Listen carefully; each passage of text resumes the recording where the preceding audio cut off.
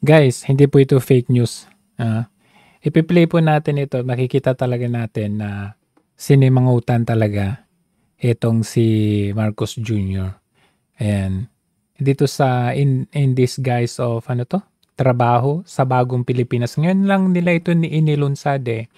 Kasi alam niyo naman kampanya, bakit hindi ito inilunsad? Yung malayo-layo sa campaigning, nung wala pang campaign. Kaya magtataka ka, eh. Ngayon, ito po sa Tagum City, ah, kahit tignan po natin 'yan, siyempre mga politiko yung mga 'yan, okey sila pero pagpasok niya kasi dito, ayan, pagpasok niya diyan, ay may kadiwa, kumbaga nakatago siya sa ano, eh, sa DOLE, DSWD, ayan, yung AX nila, yung tupad nila, yung kadiwa nila, diyan siya nakatago para, maraming tao kuno. Pero titignan natin yung reaksyon ng mga tao. Talagang ano, eh, alam mo yung parang sa North Korea na parang lahat ay illusion, parang optics lang talaga na ito kasi maraming ano. Pero makikita mo sa reactions talaga ng mga tao, ibang-iba 'pag si Tatay Digong, eh. 'Di papasok na siya, mall ata kasi 'to, eh. Pagpasok niya diyan sa mall, ayan, 'wag na yung music. Pagpasok niya diyan sa mall, kaway siya ng kaway pero hindi ko alam kung kumakaway talaga yung tao sa kanya, eh. Ano, kaway ng kaway as if akala mo artista na may maraming kumakaway. Wala naman ako nakikitang kumakaway. Tignan niyo, ayan. Ayan, eh, tingnan yung mga tao, oh. Tingnan. Oh, may isang kumaway, pero tingnan niyo 'to, oh, ayan. Ate,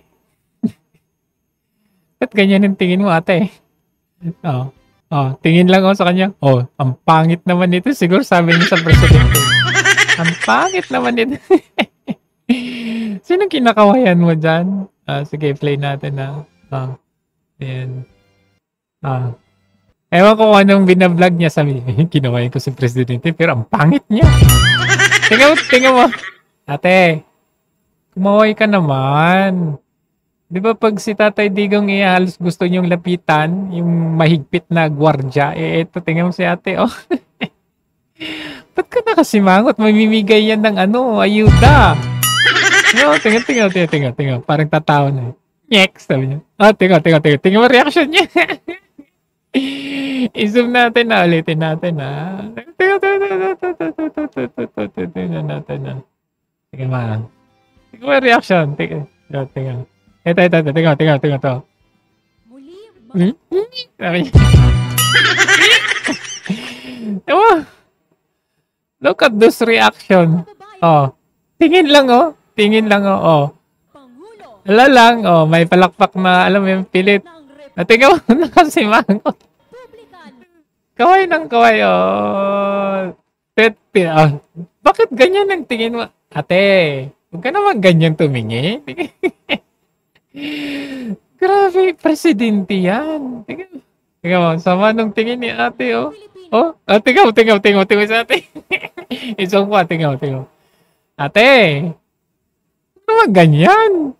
Ayusin nyo. Tingnan mo, ulitin natin, ha. Yan si ate. Madam, huwag naman ganyan.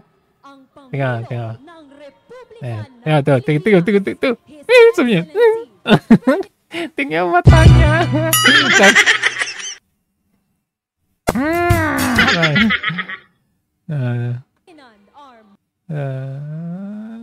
May mga ilan na mga ano, yung mga ilan na ewan ko kung tingnan si ate, oh, yun, oh. Nyek, sabi niya. Dito, i-rewind nga natin dito. Tingnan natin dito. Ano naman ang reaction nila. Tingnan si ate. Nyek, sabi niya. Ito.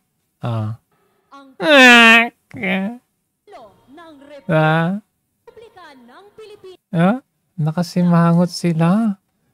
Oh. Sabi nila, pangit naman ng presidenteng to. Ganun lang, oh. Ay, nako.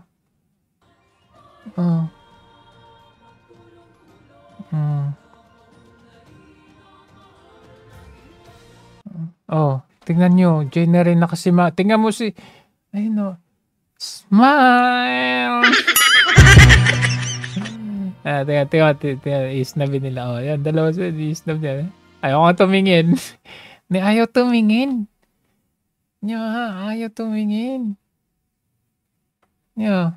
Nandito lang kami para sa ayuda ninyo. Pero pag wala... tingin lang sila. Ayan, tingin.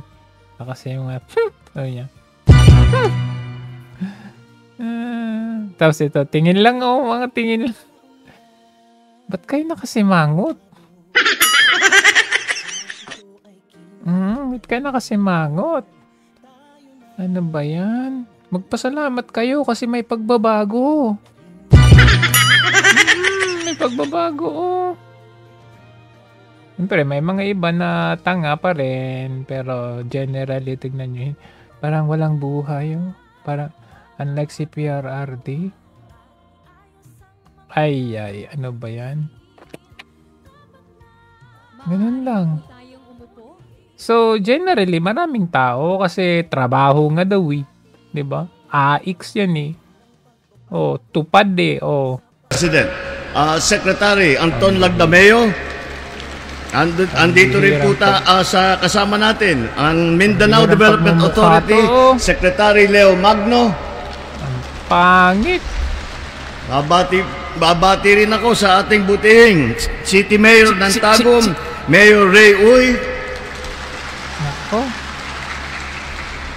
Davao del Norte, Vice Governor De Carlo Oyo Uy. Hirap na hirap ka. Sana naman po yung Valentine's Day celebration niyo ay naging romantic. Romantic. Kayo Base romantic? Po sa inyong sa yate? At masiglang pagsalubong sa akin ay mukhang maligaya naman. Ano? Ang inyong araw ng puso. Nakasimangot nga sila Para naman sa mga NBSB or NBSG, alam niyo ba ibig sabihin nun? No boyfriend, no girlfriend since birth. Papatawa, pero wala naman, hindi naman. Malay po ninyo, sa libu-libong tao na nandito sa job fair ngayon, baka nandito na yung the one. Baka yung siya na ay nandyan na. Sa mga sa mga totga, alam naman ito, totga, the one that got away. Baka nandito rin po. Tawan naman kayo dyan. Yun yung hinahanap. Tingnan nyo, maraming tao dyan kasi, syempre ano yan Mabuhay ang Davao Region! Dagang salamat! Mabuhay ang Pilipinas! Daghang salamat, mahal na Pangulo. Malugod Grabing po sound effects kaanyayahan ng ating mahal na Pangulo sa baba ng entablado para sa isang group photo kasama bakit ang parang ating... hindi kayo masaya? Ngayon, pagpuntahan natin yung concert, concert to kinagabihan. Dito, wala nang ayo-ayuda. Ito, walang tao. Alam nyo ba kung sino yung mga tao dito? Ito. Ayan kasi, bago kasi nagbigay ng memorandum ang ang kapulisyahan ng Davao. Alam nyo naman si Hansel Marantan yung nandyan diba? Si Marantan, anong sabi niya dyan? Oy, mag-wear kayo ng red. Ayan malabo lang pero all detailed PNP personnel must wear civilian attire with touch of red. Without firearms. Ibig sabihin, magiging audience kayo. Tapos doon kayo sa sa parade ground. Doon kayo sa, alam niyo yun, ayan tas kaya pag tignan natin yung andyan sila Ayan hindi ko muna sa sounds Pag tignan nyo, ayan tignan natin isa-isa. Ayan, mga pulis yung mga yan May mga sling bag yung iba, ayan lang, kunwari, ito, kumakaway, tignan nyo yan kumakaway pero hindi yan. Pulis yan. Tingnan mo, walang saya. Kumakaway, pero pulis yan. Siyempre, Andrew E. Oh, darling, darling, stand. Yan. pamparami pala ng audience itong mga kapulisyahan na nabigyan ng memo na mag-wear ng kanilang red. Ayan, oh. Mga pulis, oh. Ayan, oh. Alatado. Ayan. Ayan, pinag-dispatch nila yung mga pulis na mag-red civilian. Saan ka nakita? Mga kapulisan? Hindi sila naka-uniform? Anong gagawin nila? O, di ba ang sabi, without firearms, huwag kayong magdala ng firearms. Ibig sabihin, audience kayo. Oh, kasi tingnan yung mga nakaputi, oh. Kukunti. Ibig sabihin, halos mga pulis yung niloloko nyo.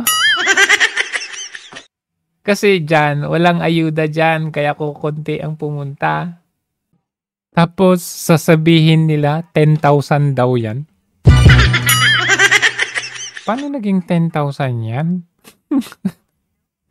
Tapos, tingnan nyo man yung angling ng kanilang video. Ayan, ng camera. Bakit, di ba pag yung alam nilang marami talaga, may drone shots pa sila. Pero dito, ganyan lang. Walang ibang angle kundi itong angle lang. Kasi yan lang talaga yung audience. Tapos sa balita, sa report nila, 10,000. Sinong niloloko ninyo? Kayo talaga. Oo. Ay, nako. Sino niloloko ninyo? Ayan mga pulis. Oh, ayan na. Pulis. Kumakaway. Oh, ito. Pulis yan. Mga pulis yan lahat. Ngayon, pag punta natin kay Marcos Jr., yung nagsalita na. His Excellency. Ayan. Panay, wala tayong makukuhang aral kasi panay negative campaigning yan si Marcos Jr. Di ba nung 2022 akala mo kung sinong mabait kasi inaakusahan yung mga ibang partido kalaban nung 2022 na sila ay panay paninira kuno kay Marcos. Negative campaigning. Pero dito, this time, dahil siya na yung presidente, siya yung may pera, may kakayahan para magbayad, ginagamit yung ahensya ng mga gobyerno, AX, DOLE, TUPAD, trabaho, job fair. Siya na yung, anong tawag doon, na nagmamaliit ng ibang kandidato na naghahagilap daw, ganito, wala daw unity o ano. Grabe. Pakinggan natin some part of kanya mga sinasabi. Dahil meron kaming paniniwala. Ayusin mong magsalita. Bakit parang kabadong-kabado ka? Na lahat ng kailangang gawin para sa ating bansa ay kailangan magtulungan lahat ng Pilipino, lalong-lalo na ang mga opisyal na kaya pala nagtulungan kayo na ibagsak ang Duterte. Senador, lalong-lalo na ang mga nakaupo sa taas sa matataas na opisina. Pinagsasabi mo? Maintindihan, nililito ako? Alam niyo po, kuminsan nakikita natin yung ibang partido. Ibang partido, para kang pariseo, nananalangin pero sinisiraan mo yung kapwa mo. Hindi sila nagugulat sila, natatakot yata sila sa inyo. Ha? Dahil pagka nakita ang lineup ng alyansa, kung ano-ano na sinasabi. Narinig lang natin ng isang araw. Wala daw pag-asa. Siguro, kanina wala silang pag-asa. Kaya papatay na lang sila ng 15 na senador. Ay, talaga, isbagay. Mahirap naman yung ibang tao. Parang bago ka lang sa mga Duterte Tagal-tagal mo nang kilala ang Duterte. Pero kayo parang nagka-amnesia ka na. Hindi mo alam ang style ng isang Duterte. Ang iniisip lang nila, ang kaisa-isang solusyon sa lahat ng problema ay pumatay pa ng Pilipino. Nakakapagtaka kung bakit ganun. Ang dami ngang namamatay sa pamumuno mo Ngunit, wala kang pakialam. Kahit mga OFWs na sinisentensyahan sa ibang bansa, wala kang pakialam. Maraming namatay sa sakuna, sunod-sunod. Wala kang pakialam. Mga murder, rape, wala kang pakialam sa totoo lang. Dahil kung ako nga ay nasa kabilang partido at itong mga ito ang kaharap natin, ay bako. Ay, wag na lang. Sasabihin ko mahirap na So, ayan, basically, negative campaigning itong ginagawa ni Marcos Jr.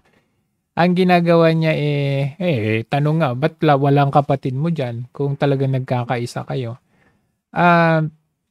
Basically, ibang-ibang Marcos itong nakikita natin ngayon doon sa 2022 na nangangampanya. Hindi na siya yung tao na inakala ng dati na mabait. Ngayon, dahil siya na yung nasa pwesto, nagbago ang lahat. Lahat nakalimutan niya, ultimo yung utang na loob na pagpalibing sa tatay niya sa libingan ng mga bayani, yung pagtulong sa kanya ni Inday Sara sa 2022, pag-slide down, nakalimutan niya na sila ang pumunta sa Davao para magmakaawa, na makipag-tandem. Nung una, akala nila kasi president, si VP ang tatakbuhin at sila na lang mag-vice president, makikipag-tandem. Nagulat nung hindi tatakbo, kaya doon pinilit pa nila na mag-vice president si Sara Duterte para makahakot ng boto mula sa Mindanao. Alam niyo naman, malakas ang Duterte. Ngayon, siya na ang nanlalait.